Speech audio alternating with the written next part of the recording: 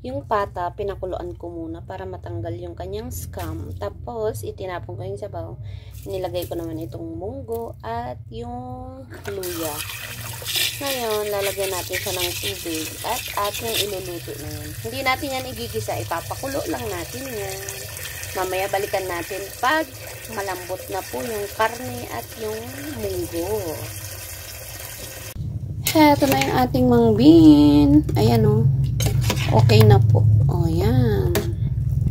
Malambot na po yung ating munggo at yung pata.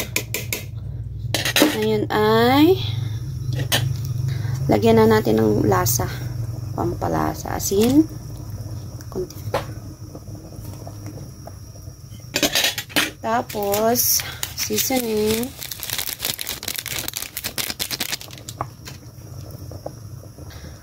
Siling green, isa lang kasi pampabango lang naman yan. Tapos, ang ating bunga ng ampalaya.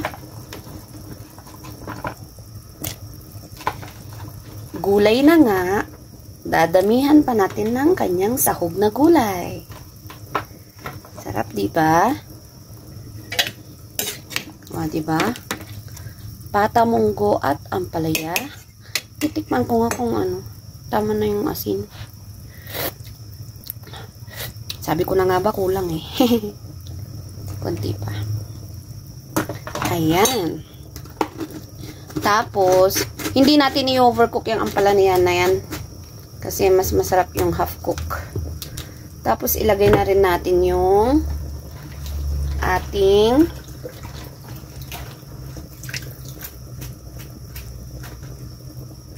wumbok. Daming gulay, di ba?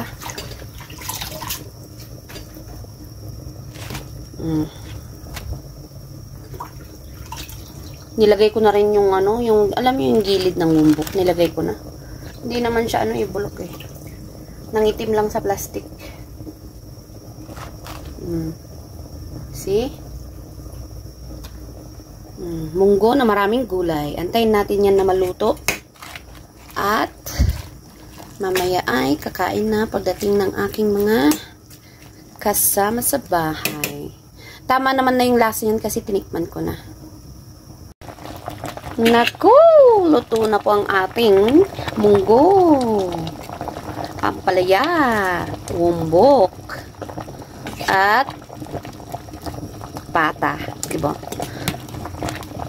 Malaman, diba? Yung mga pata. Pinili ko talaga sa grocery. Pinili ko yung mga malaman. Tingnan nyo mga kaibigan.